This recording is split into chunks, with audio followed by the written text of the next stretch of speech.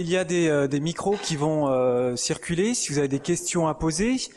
En attendant, peut-être que vous essayiez de la formuler. Vous pouvez aussi l'écrire sur des papiers si vous êtes un peu timide. Mais je vois déjà qu'il y a une première question. Bon, donc, allez-y.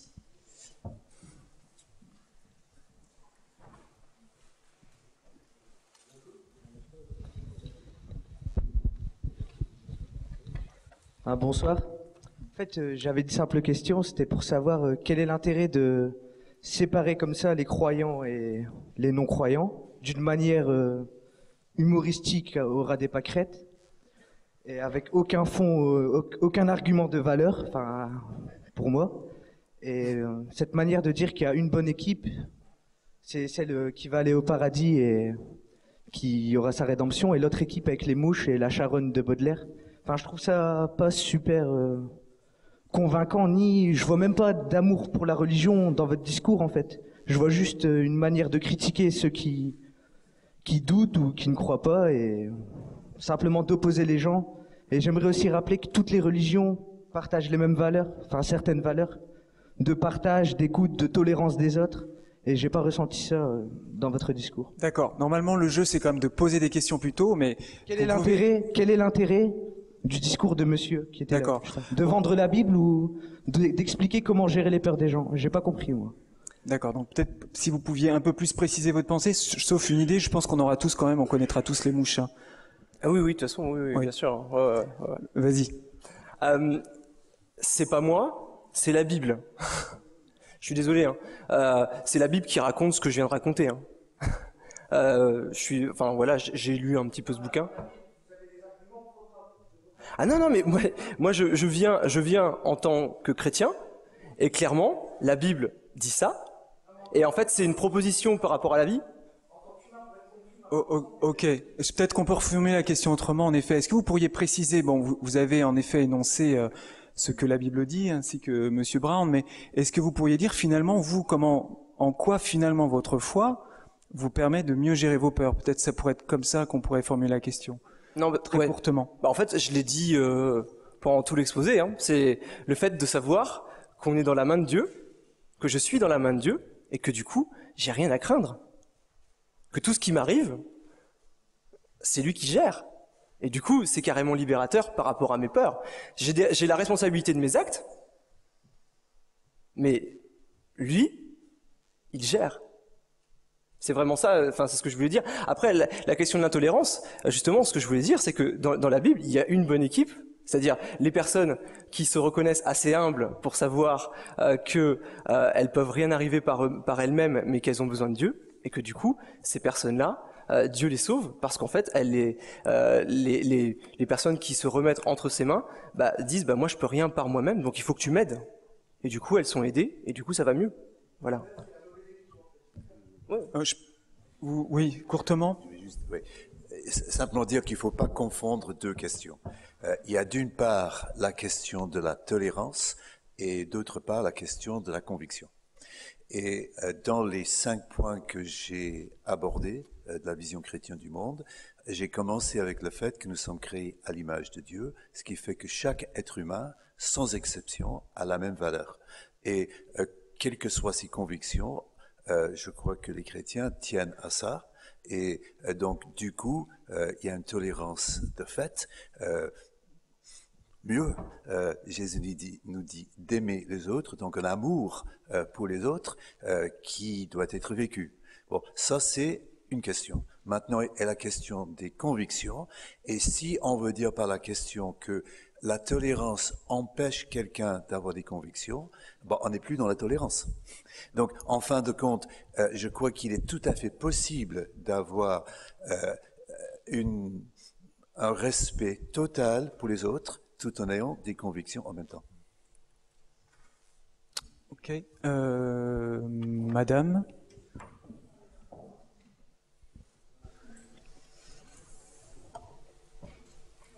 Préciser tout de suite que je respecte totalement les croyances, quelles qu'elles soient, en tant que telles, mais pour en revenir au débat qui nous amène là ce soir, votre discours me paraît en totale opposition à l'exposé du docteur Servan qui, d'après ce que j'ai compris, prône l'acceptation d'une certaine réalité pour justement affronter ses peurs. Ça passe d'abord par l'acceptation de la réalité. Or, ce que vous venez de nous exposer, c'est un déni total de la réalité fondamentale, c'est l'idée de la mort. Je veux dire, à aujourd'hui, personne n'y échappe. Ah oui, c'est une réalité qui est pendante au fait de vivre. Alors, je ne comprends pas le fait que vous discouriez tous les deux apparemment sur le même sujet, mais en totale opposition, en fin de compte. Puisque le docteur Servan nous dit que pour apprendre à gérer ses peurs, il faut d'abord accepter la réalité, et vous nous dites, c'est tout le contraire, pour gérer ses peurs, il faut accepter l'idée d'une puissance, qu'elle s'appelle Dieu ou autre chose. Donc, en fait, pour gérer ses peurs, il faut fantasmer. Alors, moi, j'avoue que on va laisser répondre. En effet, là, tout est une question de perception de la réalité. Je vais laisser Monsieur Brown répondre courtement, puis ensuite j'aurai quand même une question au docteur Servan pour éviter quand même que le débat soit centré uniquement sur l'intervention de Messieurs Tourné et Brown. Voilà. Alors, la première chose que je dirais, c'est peut-être votre perception que c'était en total désaccord, mais personnellement, je n'ai pas trouvé une seule phrase dans le discours du docteur Servan avec lequel je ne suis pas d'accord. Je signe totalement tout ce qu'il a dit. Je ne vois pas où est la contradiction, parce que je n'ai rien entendu où je ne suis pas d'accord. Seulement, je crois que le docteur Servan a dit lui-même, il a cité un certain nombre de grands philosophes de ce monde, Woody Allen, par exemple, pour dire que il y a un certain nombre de craintes que l'on peut traiter en regardant les choses en face. Il y a quelques questions existentielles où le meilleur psychothérapeute du monde peut essayer de calmer en quelque sorte les angoisses dans une certaine mesure, mais qui n'est pas du domaine. Et la raison pour laquelle on a organisé le Forum Veritas, c'est de dire, on réfléchit sur la vie dans sa globalité. Moi, en tant que pasteur, quand j'ai quelqu'un qui a des problèmes d'anxiété, dépression, etc., je l'envoie chez un certain nombre de psychologues, j'habite en région parisienne, pour qu'ils s'occupent de ces questions-là. Et réfléchir à la vie dans sa totalité, ça veut dire peut-être qu'il faudrait également envisager qu'il y a des limites de l'autre côté. Moi, je me sens pas capable de traiter tous les problèmes psy au sens large. J'envoie mes brebis, si on veut, chez un psychologue. Donc, de la même façon, il y a peut-être à au moins envisager que la religion, notamment moi en tant que chrétien, puisse avoir des réponses pour ces questions existentielles. Alors, je n'accepte pas en quelque sorte qu'on essaie de nous dire que nous sommes en total désaccord. Justement, est-ce que vous avez tout de suite, messieurs Brown et Tourné, disons, orienté le discours vers quelque chose de plus existentiel, la question de la mort, etc. Donc, en effet, est-ce que docteur Servan, tout ce qui est du domaine, vous parliez du précipice cité de Kierkegaard, je crois, et toutes ces questions existentielles, est-ce que c'est en effet en dehors du champ d'investigation ou de traitement de la psychologie, ou que répondez-vous à ça? La psychologie s'intéresse à tout. Oui, je m'en doute.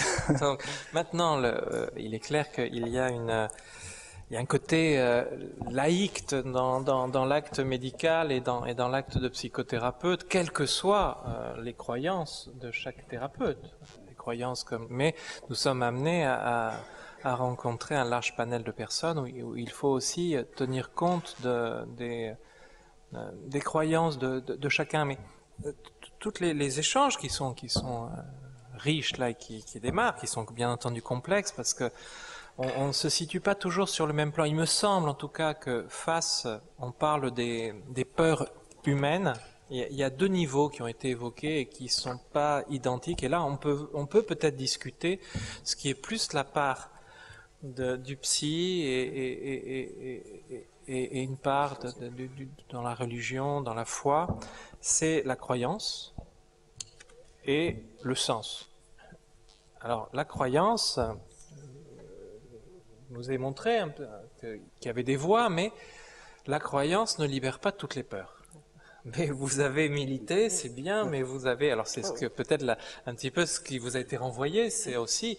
Je crois qu'il faut aussi que vous disiez que comme les autres, dans l'équipe, voilà, dans l'équipe, il y a aussi plein de peurs. Et puis des fois, on est surpris de voir qu'il y a des gens qui sont dans une équipe et puis qui évoluent d'une certaine façon, et puis d'autres qui en pratiquent.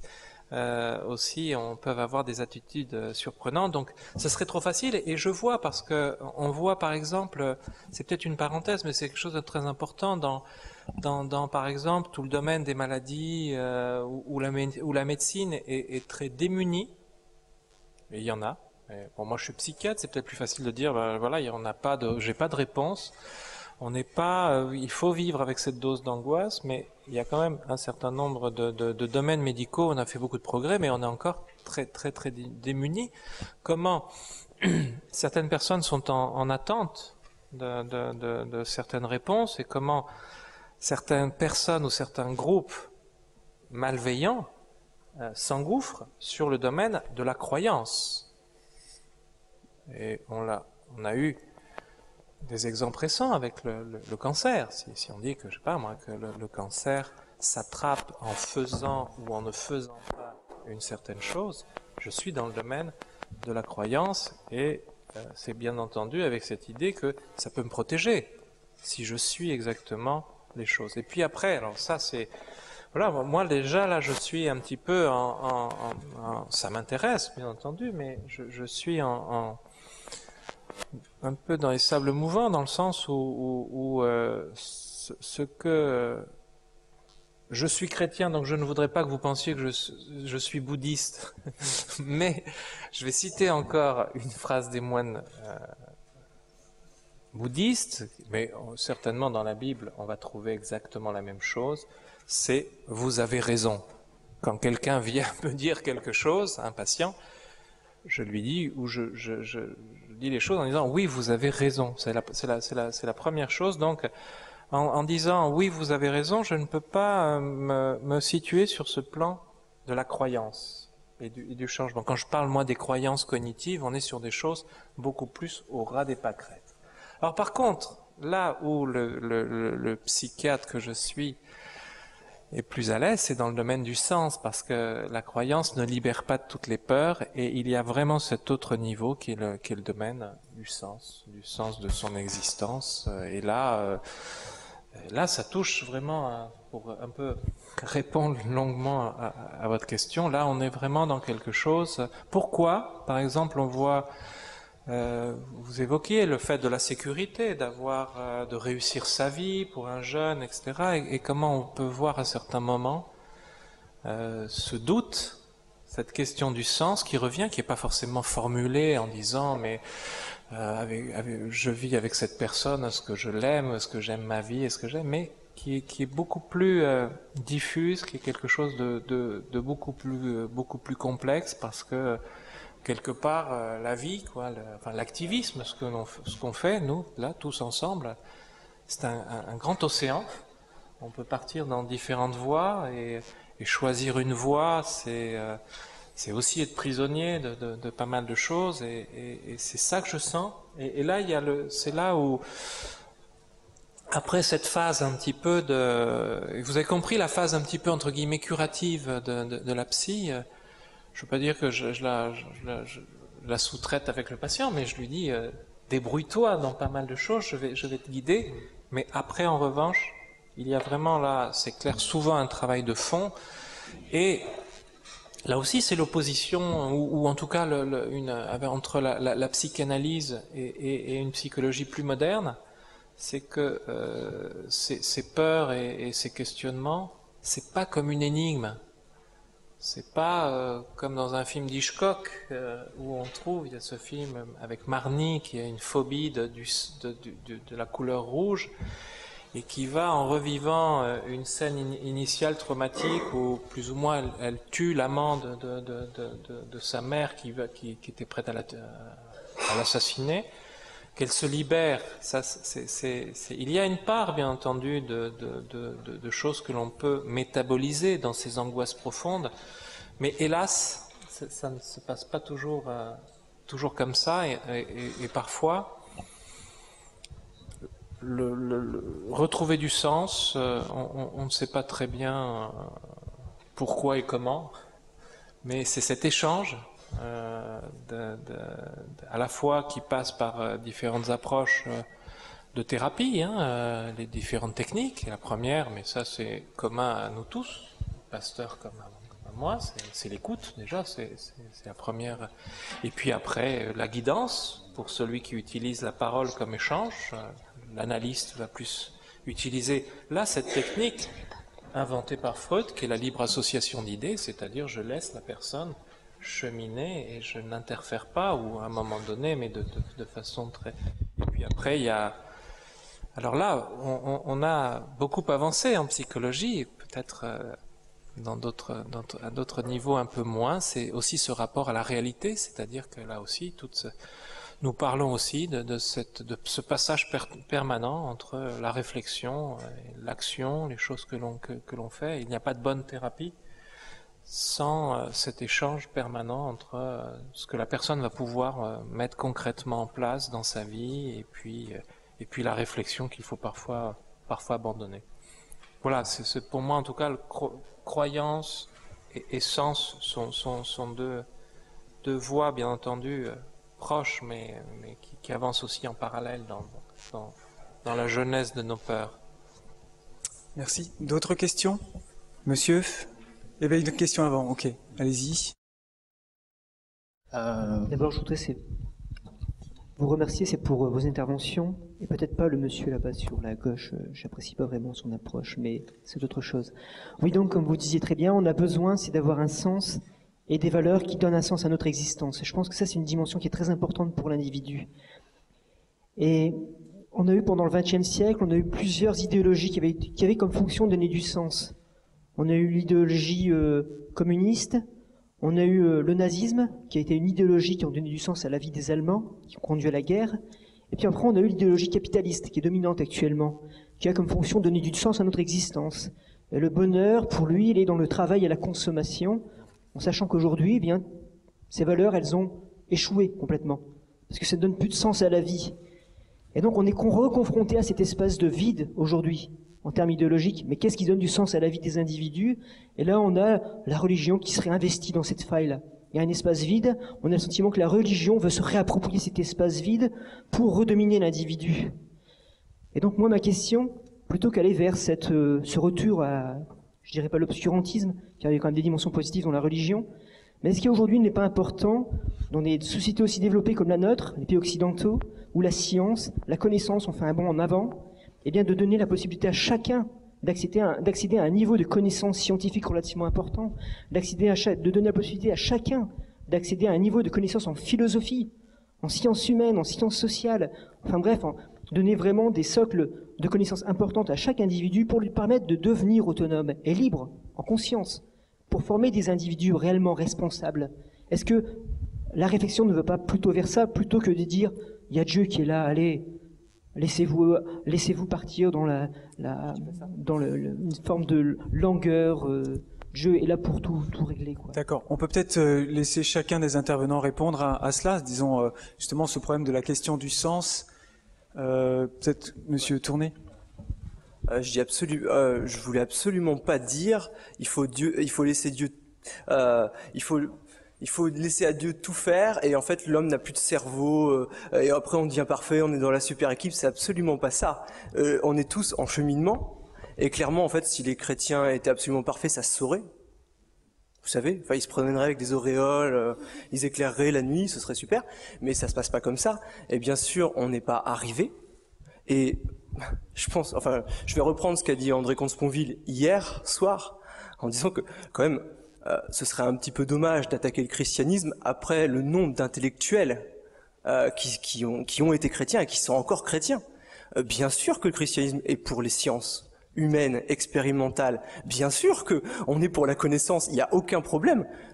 Franchement, ça fait 2000 ans qu'il y a des chrétiens qui sont intelligents, hein, vous savez.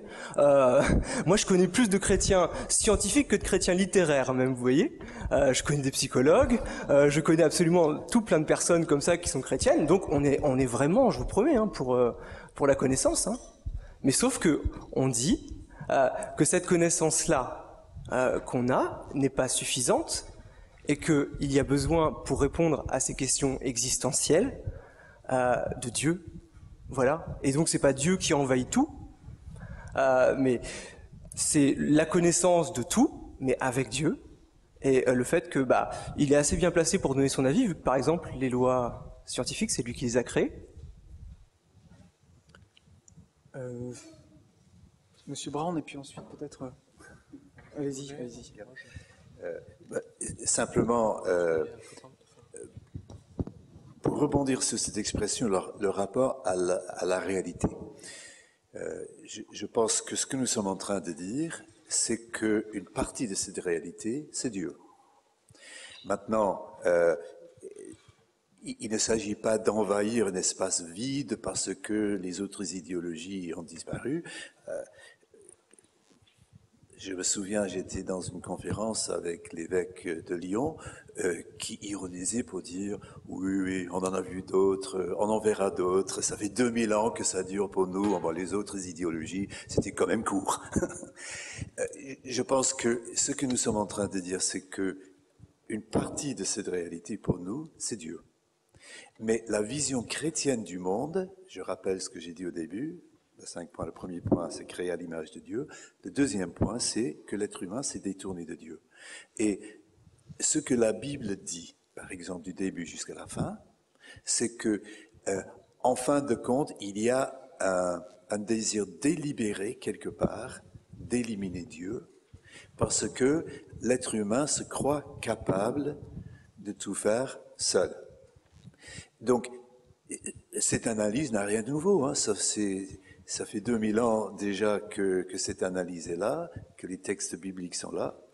Mais ce qui gêne un petit peu, et je l'ai ressenti avec quelques questions, c'est mais qu'est-ce qu'on vient faire parler de Dieu quand on a un scientifique quelque part, qui a toutes les réponses, alors que ce n'est pas vrai. On est tous tout à fait d'accord avec ce qui a été découvert sur le plan scientifique, et il faut l'utiliser. Seulement, je raconte quelque chose qui s'est passé. Il y a quelques années, j'étais encore à ce moment-là pasteur à Nancy, en Lorraine. Et un jour, je reçois un coup de fil de la part d'un médecin dans le grand hôpital psychiatrique à Laxou, donc à côté de Nancy, et qui me demande est-ce que je pourrais venir à l'hôpital pour discuter avec lui d'un patient. Tiens, qu'est-ce qui se passe? Donc, je vais le voir et il me demande mon avis en tant que pasteur par rapport à ce patient. Mais en fait, j'ai vite compris pourquoi. Il avait l'accent québécois. Et pour lui, c'était tout à fait normal que, de façon pluridisciplinaire en quelque sorte, on s'occupe de quelqu'un. Alors qu'en France, laïcité oblige. C'était la seule fois en 20 ans de ministère pastoral à Nancy, qu'on a fait appel à moi de cette façon-là. Donc, il faut aussi se dire que nous sommes dans un pays qui a parfois érigé la laïcité en principe à tel point que les apports différents des uns des autres face à quelqu'un qui souffre peut être, oui, interdit en quelque sorte par principe. Docteur Servan, vous vouliez dire quelque chose? Juste pour vous laisser, je vais pas prendre.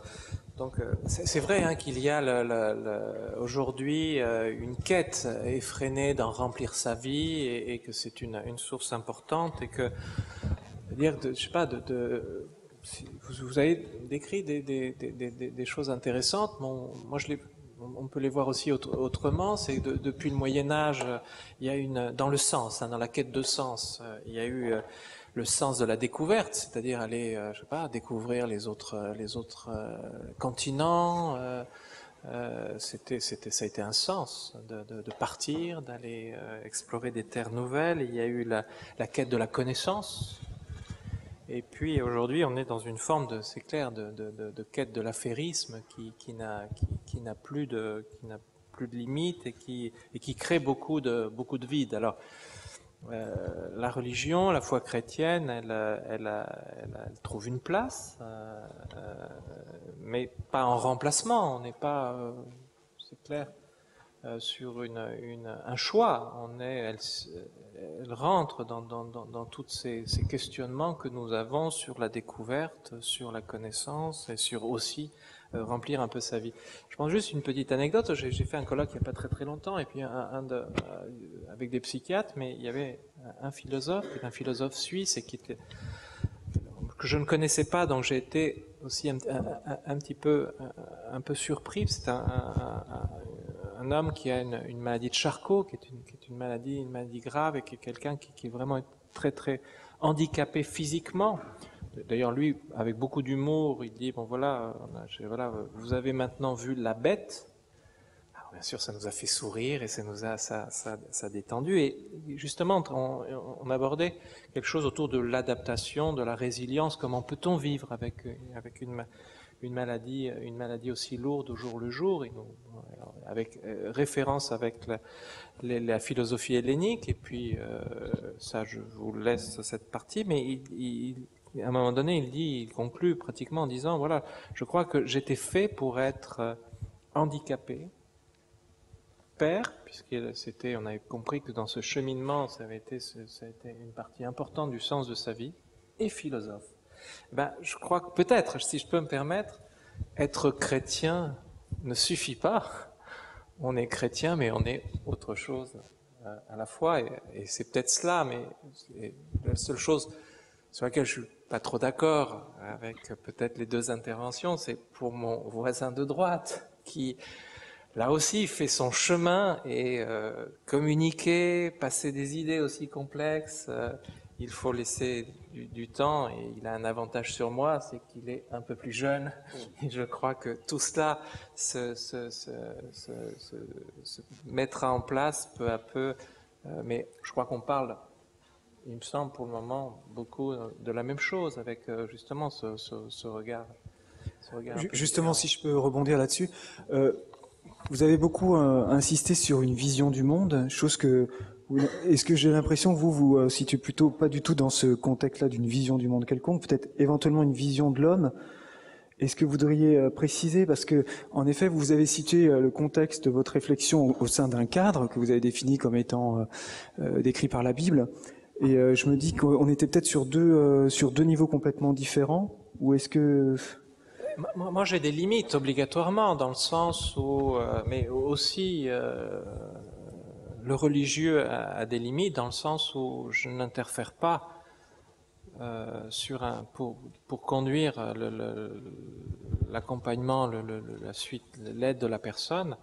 Il y a certains comportements sur lesquels on ne va pas forcément interférer. Donc il y a bien entendu des limites d'intervention sur des choses même qui sont bien ou mal. Et vous savez que nous sommes les psychiatres de plus en plus mal à l'aise quand on nous interroge sur des questions de société, puisqu'on se tire un peu la couverture, on rapporte à l'être humain, c'est-à-dire ne me dites pas ce qu'il faut faire face à un pédophile.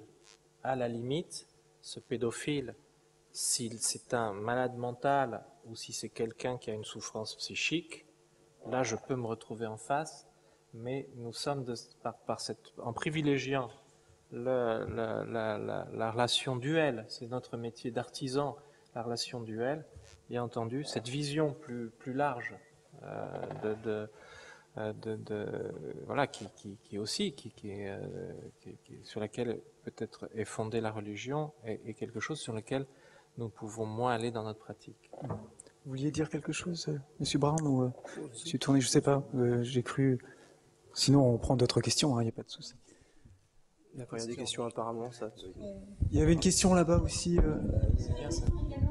D'accord, je vous fais confiance, très bien. Bonsoir. J'ai un peu peur et je tremble aussi, mais c'est pas grave. Je crois que j'y arriverai. Non, c'est n'ayez pas peur, au fait. Vous voyez, ce sont des questions, lorsqu'on les pose, au fait, on n'a pas totalement de réponse à des questions comme ça. Donc, le mieux, c'est de mettre en présence quelqu'un, un scientifique, et de mettre une autre façon de penser, une métaphysique, de la métaphysique. Donc, on met en opposition, on met de la métaphysique et de trucs là, et quelque chose de purement scientifique, côte à côte. Parce que pour certaines personnes, la religion, c'est quelque chose de métaphysique. Donc, c'est très bien parce que vous savez, il y a un truc qui dit, tu es poussière et tu redeviendras poussière. Ça, c'est ce que les chrétiens disent. Et il nous a fallu, nous les hommes, 1900, des millions d'années pour comprendre la théorie du Big Bang, qui ne revient qu'à cela. C'est pour vous dire que quelque part, c'est très bien de confronter des pensées scientifiques et des pensées métaphysiques. Bon, c'est un peu dommage que ce soit des chrétiens qui soient là pour vous expliquer leurs croyances. Moi, si c'était un imam, un bouddhiste, je l'aurais suivi de la même manière. Parce que l'objectif, c'est de comprendre ce qu'il va dire. Par exemple, quand le pasteur, il dit, n'ayez pas peur vous avez besoin du Christ pour avoir peur de la mort. Vous pouvez vous dire, j'ai besoin du prophète pour avec le prophète, je n'ai pas peur de la mort. Ou bien, avec le Christ, j'ai pas peur de la mort. Ou bien, avec Bouddha, j'ai pas peur de la mort. L'objectif, c'est de comprendre que, par exemple, quand on parle de la peur de la mort ici, c'est pas que la mort, c'est quand je meurs. Non, la mort, c'est la mort de l'âme, au fait. C'est, par exemple, il faudrait qu'on me préserve d'être immoral. J'ai pas envie de devenir quelqu'un d'immoral. J'ai pas envie de devenir quelqu'un de pingre. Et si, en fin de compte, je deviens quelqu'un de pingre, je deviens quelqu'un d'immoral, quelque part, je suis quelqu'un de mort. Je suis fini. C'est le sens, au fait. C'est l'objectif, c'est de comprendre le sens. Peu importe qu'on soit chrétien, musulman, c'est même pas c'est pas le sujet de l'exposé, au fait. C'est pas l'objectif de l'exposé. C'est ça, d'abord. C'est de comprendre ce qui ressort de l'exposé. Donc, c'est dommage qu'il y ait des chrétiens, mais on n'a pas le choix. Oui. Ok, merci pour votre intervention. Vous avez une question particulière? Oui, j'ai une question à poser. Au fait, on a dit, est-ce qu'avec de multiples... Moi, ma question, c'est que, est-ce qu'avec de multiples thérapies, on pourra gérer nos peurs? Je pense pas qu'avec de multiples thérapies, on pourra gérer nos peurs, parce que peu importe que l'on fasse du yoga, ou que l'on fasse les exercices de respiration, vos exercices dans vos bouquins, forcément, ça va nous permettre de gérer un tout petit peu nos peurs, mais ça ne nous permettra pas de nous libérer de la peur, parce que si on se libère de la peur, on devient un homme sans peur. Ce n'est plus humain. L'homme a peur. C'est quelque chose d'humain. Donc, finalement, l'approche scientifique et l'approche métaphysique se rejoignent. Un homme sans peur n'est plus un homme, c'est ce qu'on ne veut pas au niveau de la religion. Et au niveau de la thérapie, on va essayer, comment je vais dire, d'accepter ce qu'on est. Merci. D'accord, merci. Peut-être vous pouvez répondre, docteur Savant? C'est très intéressant. On parle bien de gérer et pas de guérir. Sinon, le thème de mon intervention eût été guérir de ses peurs. Et je pense quand même un psy un peu éclairé. Et bien entendu, les différentes thérapies ne sont que des outils, des voyages. Comme vous allez prendre un bus, un train, et puis un avion, et puis reprendre un train, et ben c'est exactement cela. Mais là aussi, ce n'est pas un voyage obligé. C'est un voyage que certains vont entreprendre, soit parce que la souffrance est trop forte et qu'il n'y a pas de réponse évidente qui se présente à eux, mais bien souvent, voilà, la thérapie, c'est pour aller mieux, c'est pour trouver un certain nombre aussi d'éclairages et d'aller vers d'autres voies. Donc, mais bien entendu, Dieu merci, et je crois que c'est vrai qu'avec la petite phrase de Woody Allen, c'était clair, c'était que nous sommes condamnés à vivre avec nos angoisses, et tant mieux. Je pense qu'il y a des angoisses qui peuvent être franchement atténuées, mais après d'autres où il faut vivre avec. J'ai eu plein de témoignages de personnes pour qui certaines angoisses ont vraiment presque disparu, où clairement le fait de croire en Dieu et de laisser Dieu agir dans leur vie, ça a vraiment changé quelque chose. Mais après, pour des traumatismes plus durs, il a fallu une psychothérapie pour arriver à gérer les choses. En fait, il y a plusieurs niveaux dans la peur, dans les angoisses. Je pense que la part de Dieu est là, la part de la psychothérapie est là, mais de toute façon, il faut vivre aussi avec. Voilà. Et donc, je pense qu'il y a plusieurs niveaux. Et il n'y a pas que dans l'intensité du malaise, il n'y a pas que la gravité du traumatisme. Alors là, on n'a pas le temps, c'est presque un sujet en soi. Mais il y avait une phrase d'un écrivain qui est né à Lille, qui s'appelle Eric Holder, mais bon, j'ai enlevé un petit peu parce que j'ai pas beaucoup de temps. Et puis, en gros, de mémoire, mais il dit malheureux celui qui a été trop heureux. Mais c'est une boutade, c'est une façon de dire que celui qui a eu trop d'amour et trop d'affection dans son enfance et qui n'a pas été confronté à des choses difficiles, il peut s'attendre au pire, parce que la vie ne va pas lui apporter cela. Et on voit justement, alors moi je suis de cette génération de psy où on est passé un peu d'une vision psy et peut-être aussi un peu sociale, de dire causaliste. Il est pas bien, il boit, il est déprimé, mais parce que sa mère l'a battu ou parce que c'est très très très juste. Il y a cette notion, je l'aborde à un moment donné, du traumatisme qui complètement fragilise, abrase un individu sur le plan émotionnel. Mais je pense que, et ça c'est bien en tout cas dans ma génération, c'est d'avoir dit aussi, et alors de toute façon, c'est-à-dire que à partir, comment on va se construire à partir d'une première étape, et parfois il faut un très long chemin pour faire ce véritable travail d'acceptation de tout cela. J'ai une question justement que je voulais adresser à chacun d'entre vous.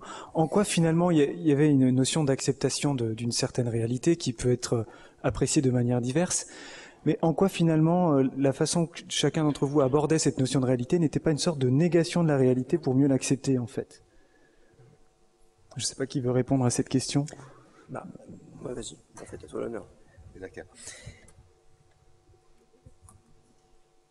Bon, on a parlé tout à l'heure de se construire, négation de la réalité. Bon, j'essaie de mettre un petit peu tout ça ensemble. C'est vrai que j'ai beaucoup parlé ce soir de vision du monde. Et je suis très content pour la question de monsieur là, qui a dit, bon, il peut y avoir d'autres visions du monde. Et je suis très content qu'il l'a abordé parce que je trouve en général que nous sommes en fait plutôt en manque de vision du monde. Je veux dire par là que la plupart des personnes suivent peut-être la vie des médias très facilement. J'aime bien les anecdotes. Je vous raconte une autre. J'étais il y a, je crois, 2 ans à ce qu'on appelle la Biennale de développement durable à Bobigny. Et donc là, on propose beaucoup de façons d'agir pour le bien de la planète. Et donc, il faut être solidaire, il faut faire ci, il faut faire cela. Et tout d'un coup, je me suis posé la question si sur les différents stands, on avait bien réfléchi à la question. Donc, je suis allé de stand en stand pour dire, voilà, tout le monde dit que l'on doit être solidaire. Pourquoi, à votre avis, nous ne le sommes pas? Je peux dire que j'ai passé un après-midi face à des personnes qui ont fait « je ne sais pas ».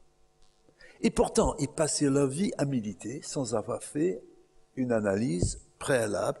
Qu'est-ce qui fait que nous ne sommes pas plus solidaires que ça? La seule personne qui m'a répondu a dit « c'est parce que nous habitons maintenant dans les grandes villes, les gens dans les villages, dans les campagnes sont solidaires ». Quand je raconte ça à ceux qui habitent les villages, ça fait un peu rire. Alors, tout ce que je voulais dire, c'est que je suis très, très content quand un ami musulman me dit, voilà ma vision du monde. Mais ce que je trouve, c'est que dans notre monde un peu sécularisé, laïque, la plupart de nos contemporains n'ont pas explicité leur propre vision du monde et de ce fait ont du mal à se construire. S'ils peuvent se construire avec leur vision du monde, tant mieux. Sinon, peut-être qu'il faut continuer à chercher cette vision du monde.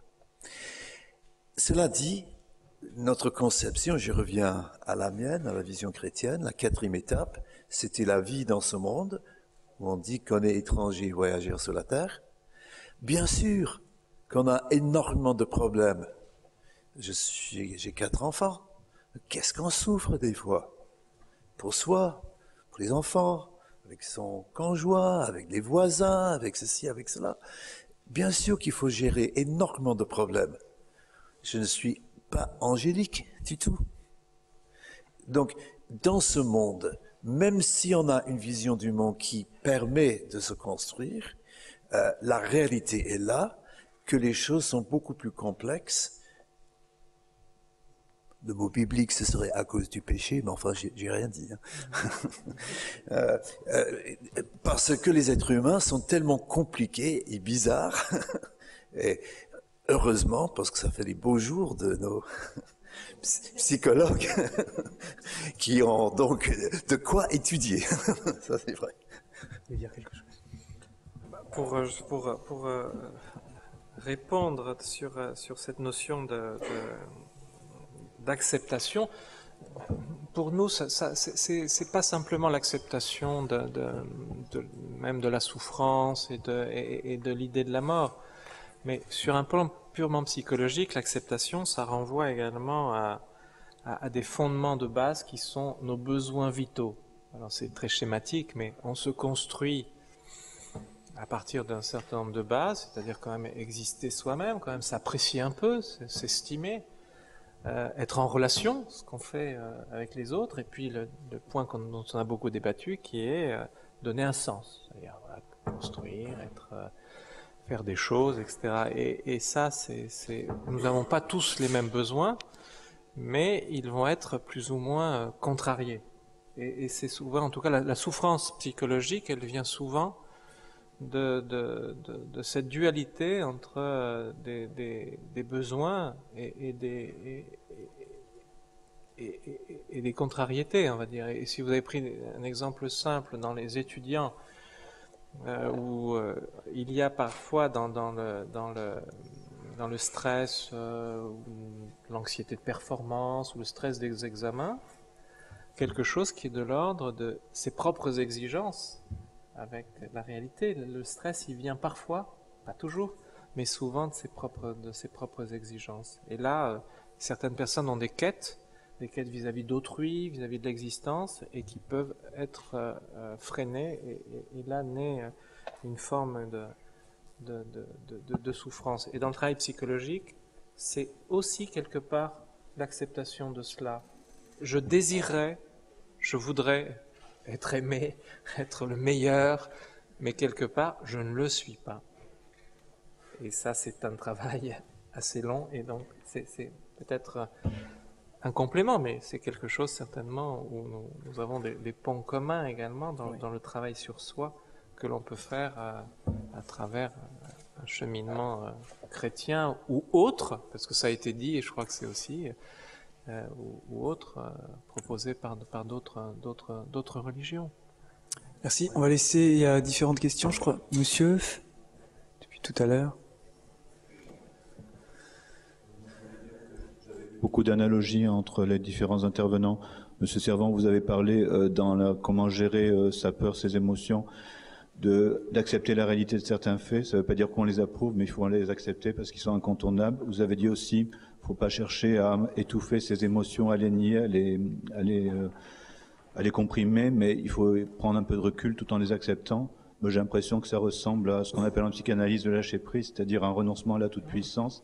Et quand David Brown disait qu'après la chute, le malheur de l'homme, c'était qu'il a voulu se débrouiller tout seul, sans Dieu, se débrouiller par lui-même, c'est une forme de toute-puissance, vouloir essayer de se suffire à soi-même.